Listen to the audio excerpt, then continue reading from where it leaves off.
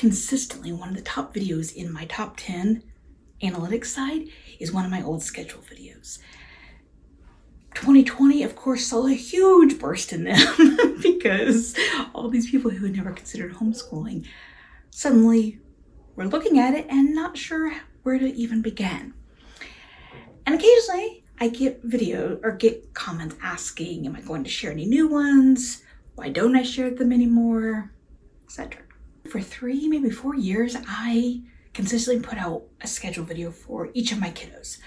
Talked about what we used, what time they did what, etc. And then I stopped. And there were a few reasons. At the time, they were mostly just felt like I just didn't get them done, frankly. But in the last couple of years, it's been more than that. And more philosophical on why I don't. So one of the reasons I don't is because they are older.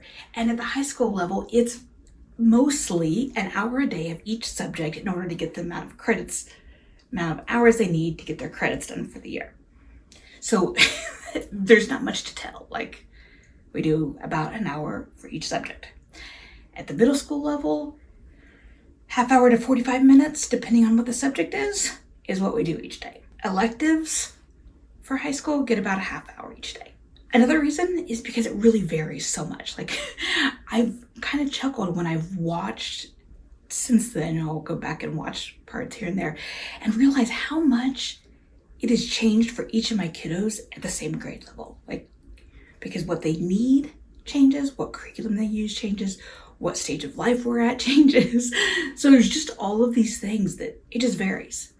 I don't know, it felt weird to do it because if I say that we spent 30 minutes on math in 4th grade each day, well, that's great to know, unless your child needs 60 minutes and now you're comparing it to mine that says 30 minutes. And what does that mean? Are you doing it wrong? Do you have the wrong curriculum? Da, da, da, da, da, da. And that really brings me to my third point. And the real reason, or the main reason, I have philosophically decided I wasn't going to do it anymore. I don't know if this is just a change in demographics, change in meaning who's homeschooling and what their experience with homeschooling is, or what. But I have noticed a lot of difference in the past 4 or 5 years of homeschoolers who just want to be told what to do. And part of that, I'm sure, comes from those who, for some of those who are coming out of a public school system where they're just told this is what your kid's studying this year.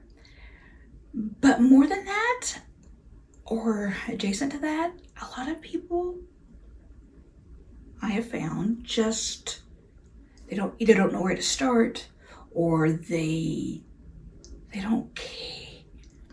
It sounds really judgmental to say, I don't mean it that way. They just don't care to do a lot of thought and introspection on it.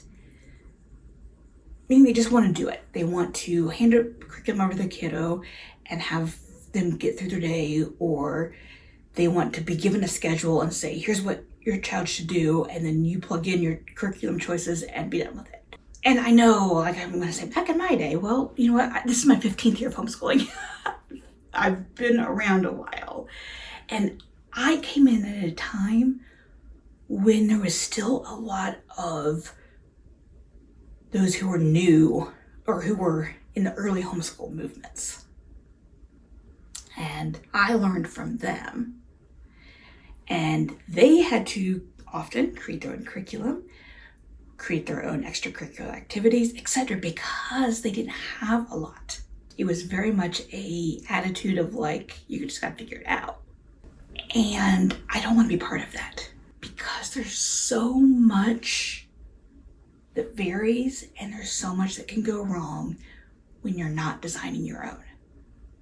When you're not listening to your own kiddos, when you're not listening to yourself, when you're trying to create someone else's homeschool in your own. Back when I started homeschooling, I can remember this one lady who I knew it was kind of an unhealthy situation in some ways, but like I just kept being drawn to the structure. And she had very much a public school at home set up. Like physically, they rotated through electives. She had a little bell that they rotated through subjects with each throughout the day. And so I kept trying. That kept pulling me back in. I could never do that. And so I went through all those feelings of feeling like a failure and feeling like I really cut out for this, combined with other things like my kiddo not being a proficient reader at age 4, like I knew so many other homeschoolers who were doing it right, etc., etc., etc. And I had to take a step back and say, okay, this is my homeschool. What's going to work for my kiddos and for me? And not just my kiddos as a whole, but each of my kiddos. Being part of like a thing where I say like, here's the way your homeschool should look.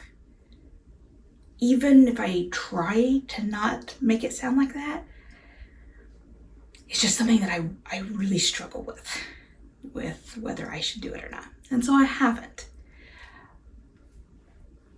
Will I after this coming school year? I'm considering it, but I need to get there in a way that makes me feel like I am not part of all of that.